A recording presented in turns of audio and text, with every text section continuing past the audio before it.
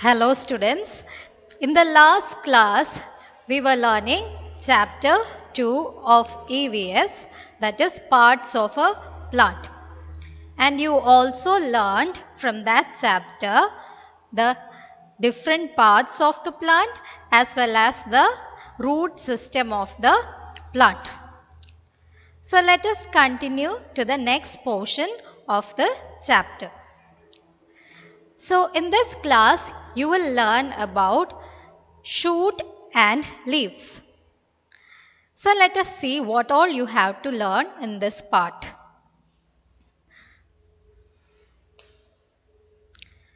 So in the last class I told you that the shoot system mainly consists of the stem and the parts that are in the stem. So shoot system mainly consists of the stem. So shoot system is the part of the plant that is seen above the soil. Shoot system is the part of the plant that is seen above the soil.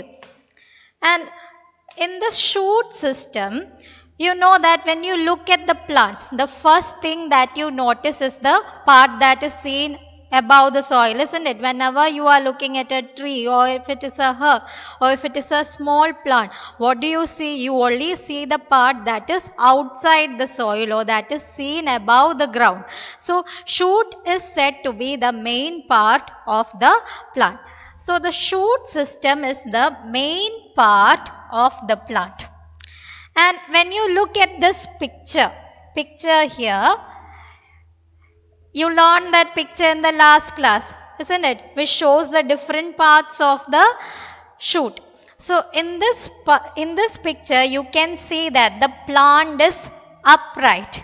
That is because of the shoot. Upright means it is standing straight or it is standing firm without any bends. So this upright position of the plant is because of the shoot system. So the shoot system keeps the plants upright.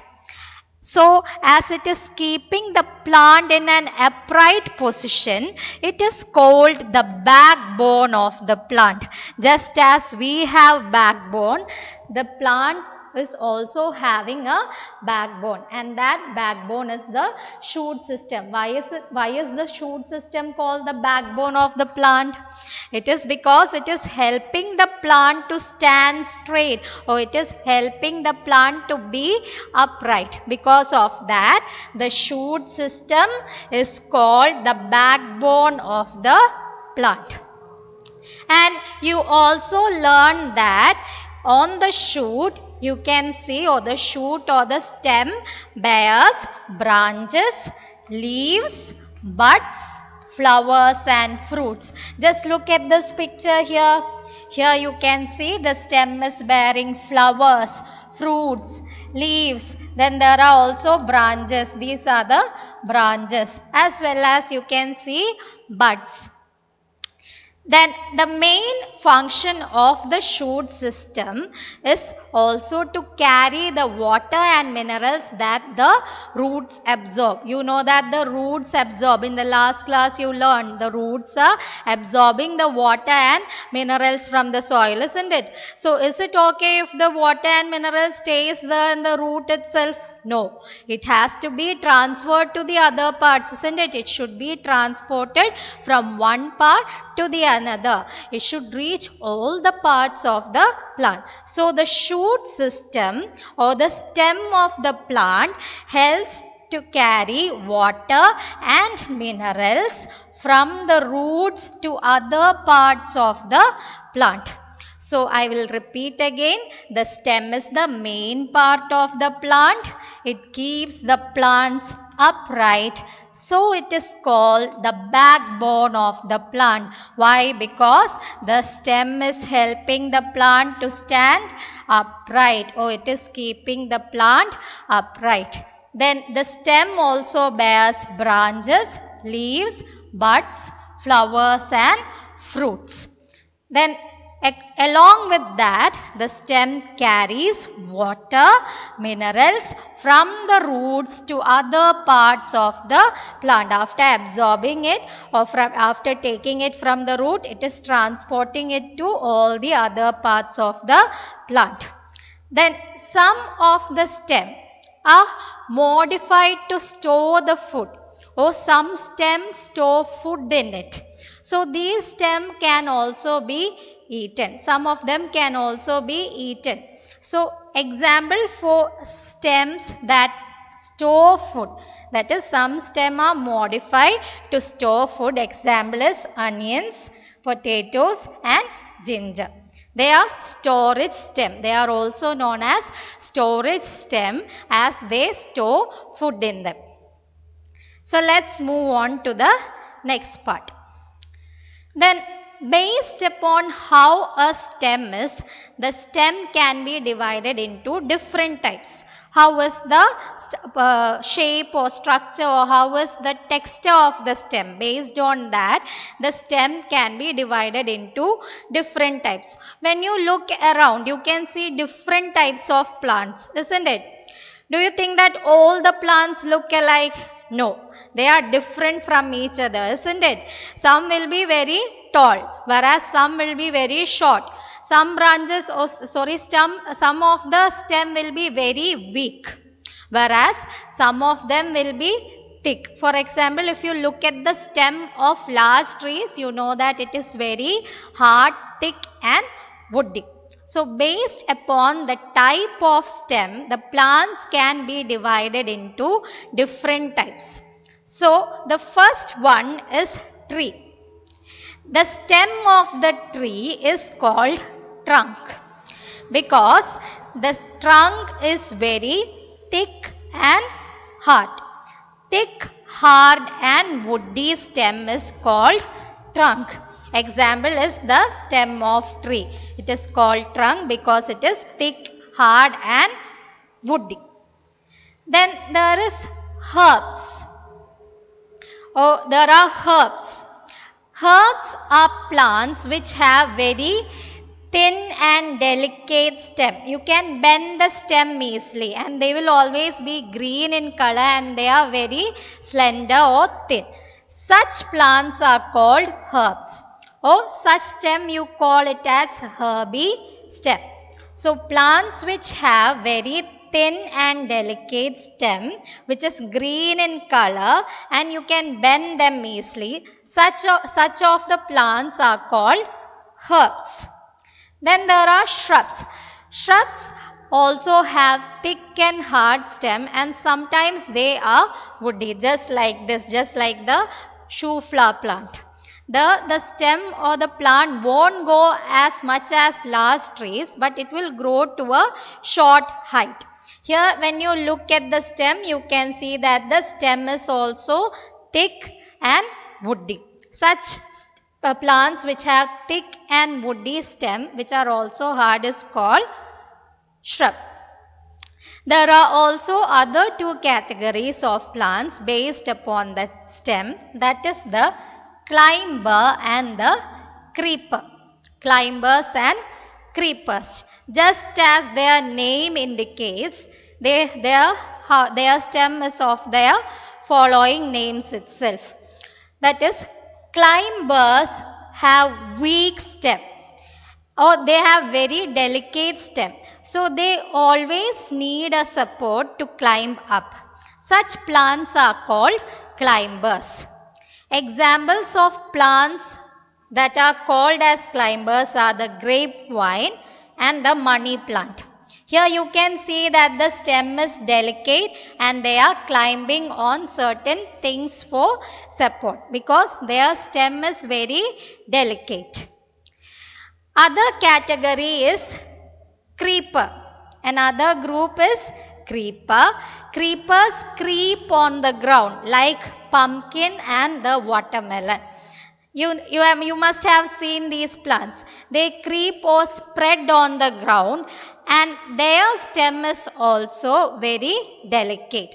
But they don't climb up, they spread or creep on the ground. That's why they are called creepers. So I will repeat once again. Based upon the type of stem, the stem is of 5 types, or the plants are of 5 types. One is the tree. You know that trees have woody stem, woody, hard and thick stem, and such a stem is called trunk. Then herbs have very slender stem, that is very thin and delicate stem. They will always be in green color, just as in coriander. Then shrubs are plants which have thick and hard stem. Example is the shoe flower plant. Then others are climber and creeper. Climbers climb on certain plants or they climb for support. They need a support to grow, so they climb over them. Creepers are plants that creep on the ground. Climbers and creepers also have delicate stem. You can bend their stem very easily. I hope this much is clear. Moving on to the next topic. Next, the major part that you can see on the stem is leaves. And you also know that leaves show the plants to be green. Most of the leaves, when you look around, you can see that the leaves are green in color. So leaves grow on the stem. And you must have also noticed different types and shapes of leaves. If you take a leaf of mango and if you take a leaf of a mango tree and if you take a leaf of a shoe flower plant, you can see that both the leaves are different from each other, isn't it? They differ in the structure, they differ in the shape, they also differ in their size, isn't it? So each leaf is different. So leaves are of different colors, shapes and sizes. Then leaves are also known as the kitchen of the plant, because leaves are the place where the food preparation in plant takes place. So leaves are known as the kitchen of the plant. Now you can see why are the leaves called as the kitchen of the plant, or why do we call leaves as the kitchen of the plant? It is because leaves contain a green colored substance. That is, it is green in color due to the presence of chlorophyll. Chlorophyll is a substance that gives the leaves green color. And with the help of this chlorophyll, the green plants or the leaves prepare food. Chlorophyll helps the leaves or helps the plants to prepare their own food by a process called photosynthesis. The process or how they are preparing the food is called photosynthesis. Okay, photosynthesis means they are preparing the food with the help of chlorophyll. They are preparing their own food. So let us see what is photosynthesis. Photosynthesis, I told you that it is the process by which it prepares or the plants prepare their own food. So when you prepare food at home, you know that we need different ingredients, isn't it? If you are preparing certain type of food, we need different ingredients. The same way, if plants have to prepare their own food, they also need different things. They can't just prepare it just with this chlorophyll. They can't just prepare with only one element. So green plants, they prepare food with the help of this chlorophyll by also using air, water, sunlight and chlorophyll. So photosynthesis can be defined as the process by which plants make their own food in the presence of air, water, sunlight and chlorophyll.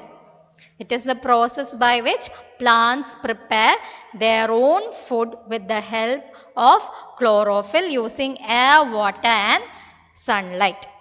So I will repeat it once again. Leaves grow on the stem. You can also see different colors, shapes and size of leaves. Leaves are also known as the kitchen of the plant because food preparation of the plants takes place in the leaves. So they are called as the kitchen of the plants. Then the leaves of plants are green in color due to the presence of chlorophyll.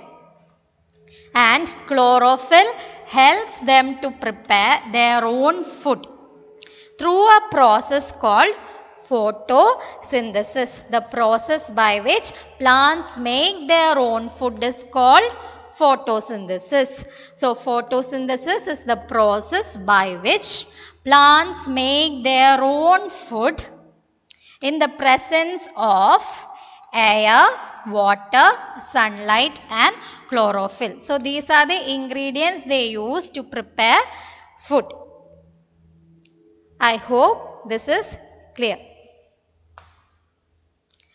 Then when you look at the leaves, I told you they use air also. How do they get the air from the atmosphere, from the surrounding? It is through certain openings or pores. Those pores are called stomata.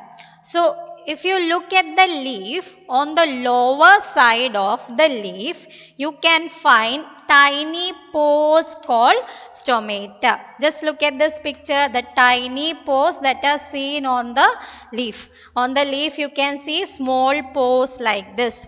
Through these tiny pores, they take in carbon dioxide.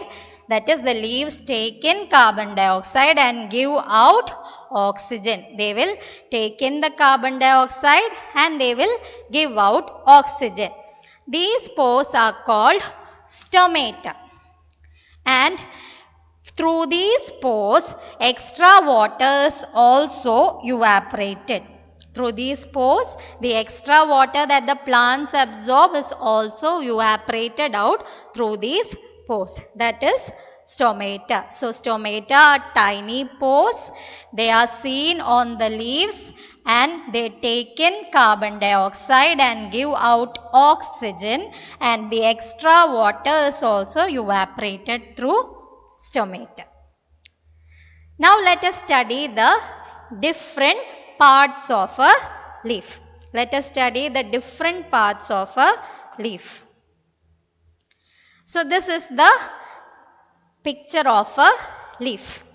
So when you look at the leaf, there is a tip region, or the tip region of the leaf is called as the leaf tip. The tip region is called as the leaf tip. And you know that the leaf is attached to the stem with a small stalk. Okay, the leaf is attached to the stem with a small stalk. This is the stalk. That stalk is called petiole. Petiole is the stalk of the leaf which attaches the leaf to the stem. Then the broad green part that you see here is called the lamina. Lamina. Then towards the middle region, you can find a prominent vein that is called the midrib.